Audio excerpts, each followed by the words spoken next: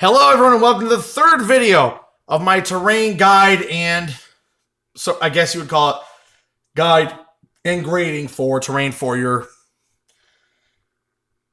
Dungeon Master. So I'm going to be reviewing today. So in this video I'm going to be focusing on filament made 3D printed materials. So everything here is made by a 3D filament printer. So there won't be any resins, that'll be a separate video. So let's start off with one I got painted. Let me just zoom in here a little bit, change my angle because it's shorter. And here we have what I think is called a dwarven, I think it's like a city horn or an alert horn. You know, it could be or a battle horn of some sort. I do like its designs. You can see it's got some nice intricate designs here. I did paint it up with a lot of like grays, some dirt color, and then some rough irons and some gold on there because, you know, dwarves, little silver, like light metal too. Dwarves are like that. It's got some lovely design features to it and very nice. And as you can see in here, the layers are not that bad. You can still see the layering on it, but they're not that bad. Now, I know some people sand theirs down. I'm not going to sand mine down because it makes a bunch of dust and stuff, and I ain't dealing with it. And plus, this looks fine enough the way it is to go on any board. And from a distance, you ain't going to notice those lines. Another good thing to some like really good 3D print stuff. Here's an example of some okay 3D printed. So these are okay. I bought these a while ago. They were from Etsy, so obviously a 3D printer decided to sell these cannons and stuff. He didn't have many of them left. I guess they were selling really well. But I can see why, as they do fill a niche that is needed. And that is like kind of rampart or battlement weaponry. Or like, I guess you could say siege weaponry, sort of. Or defense weaponry. We have these nice big ballistas. Or, you know what, like, you know, crossbow turrets. We have the nice big mortars. And then we have these nice cannons. And I say nice for the cannons, even though in my opinion, I wish this centerpiece there was kind of gone. You could cut it off and then blacken the tip to make like the hole down the cannon. But, you know, my reality, I went, I'm not even going to paint them because they're just simple parts that go on top of the castle aimed off to deter attack. And as you can see, though, they are very good scaled for characters. That'd be a big arrow or mortar shell for any character. I mean, like, you know, we take even like a Warforged here, and like, as you see, they're going to be good scaled. They're medium size. They are on bases, which is a nice, good little piece. They are actually based. So they do have a good sizing, and that's the only downside of this horn. It doesn't have a base to show its actual size, but you would say large, most likely, or something like that. Now, like I said, it's all filament-based stuff. And one thing I do love, though, is a gray, which kind of matched what this was, which was also gray. But then, you know, over time, I changed it. Could you paint these up and make these look better? Yeah, I mean, definitely. I thought about it, but then I was like, there's a lot of intricate little pieces on there and stuff. I didn't feel like doing a very serious job, so I didn't really feel like starting that project. But very nice. They were very cheap. I think there was only like $5 for a group of those. I think I got like 4 cannons, 4 of the arrows, and 4 of the mortars. So triple a 10 or 12 set. So not bad. Next up here, we're gonna go with another thing I purchased. These are all purchased. I don't have a filament printer, so unfortunately, I can't make this kind of stuff. I do have a 3D pen, but I'm not that great with it yet. So it'll be a work in progress. So here's a tree, which we might want to zoom out. There we go. These are some trees I got, and there's more of them. I just only brought a couple just because for the review. And here they all are. The 3 trees, if I can get that one just to there we go. So those are the 3 big trees. Now, the great thing about these trees are they look really good right out of the box. The only thing I would say is on the bottom there, as you can see, there was like some goop or something. So I definitely recommend taking some sandpaper and sanding it also it's nice and smooth so you're not getting it stuck to things because it would actually stick. And the great thing is you can actually see here, it is a hexagon style like system. Actually, that one's a really poor one. There you go. We'll use on this one. This one's got a good. You can see right there, it's like a bee comb, a hexagon. I think hexagon. Am I using the right word? I think hexagons. But anyway, if I am wrong, you know, comment down below and complain. I'm sorry. I can sometimes be dumb.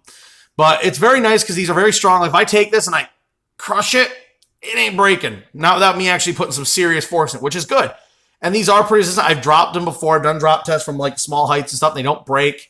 They don't crack. And the great thing about these trees right here, they're being so small, you can just lay them sideways and now it's a log.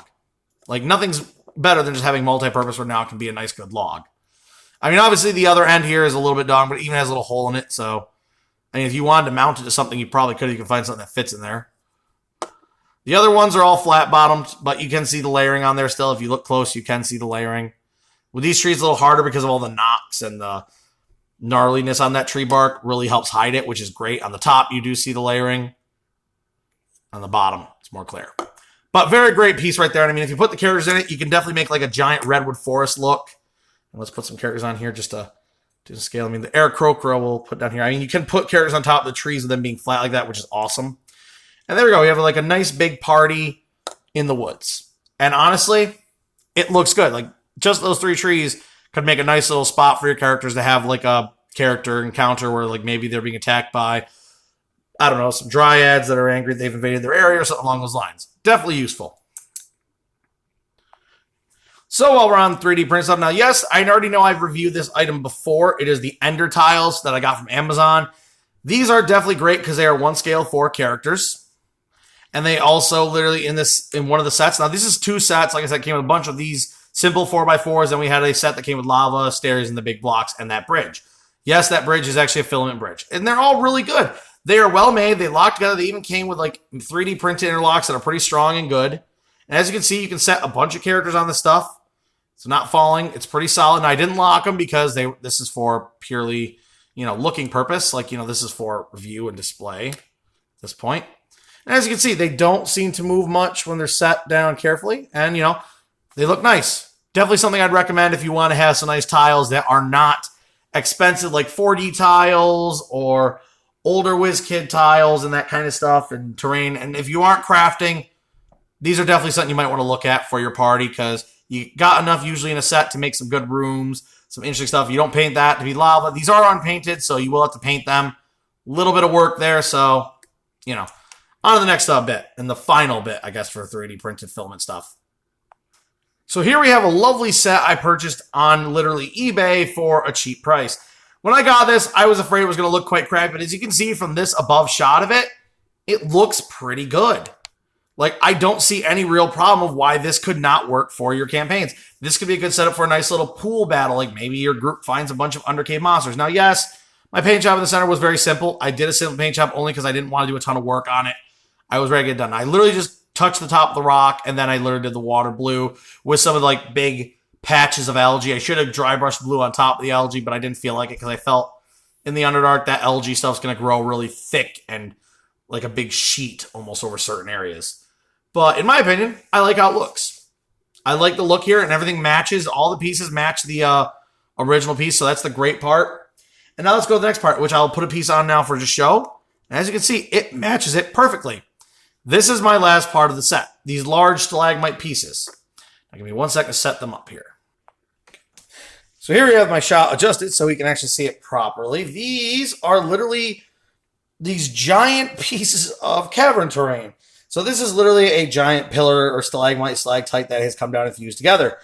And the great thing is, as you can see as it goes around, there are little tops on here, which if we can aim this camera just a little higher. See, there is an actual top for it.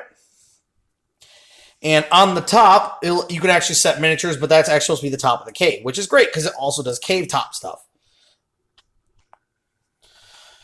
But as you can see, it does fit in great with the aesthetic of my other last pieces that were these little stalagmite sets. They all are the same color plastic, which I love that. I don't know if they were the same printer, but I mean, luckily these printers had the same idea in mind, the same type of plastic color and usage. And they look great. I mean, if you put like, say the war horn down here, it's still going to technically blend in. The trees might not, but you could even use this stuff with the tiles because even the tiles, if you put this like right next to them, can label like, oh, well, that's where the tile ends and now it's difficult terrain to walk through there. I literally don't paint these just because I love that gray texture. It works great for Underdark, caves, even ruins, like where the ruins have, like, over time, the nature of the rock has started to reclaim it. And I think it looks good.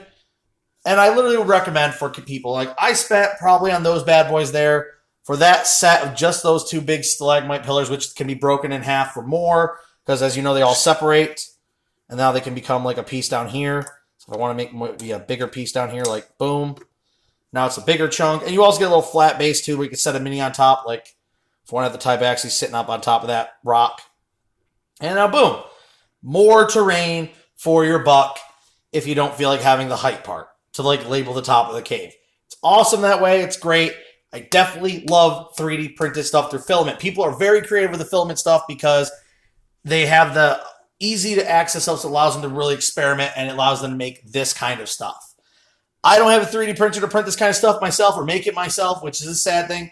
One day I hope to get a Filament so that way I can make my own terrain, make my own, if I want to make tiles like this, if I don't craft them myself.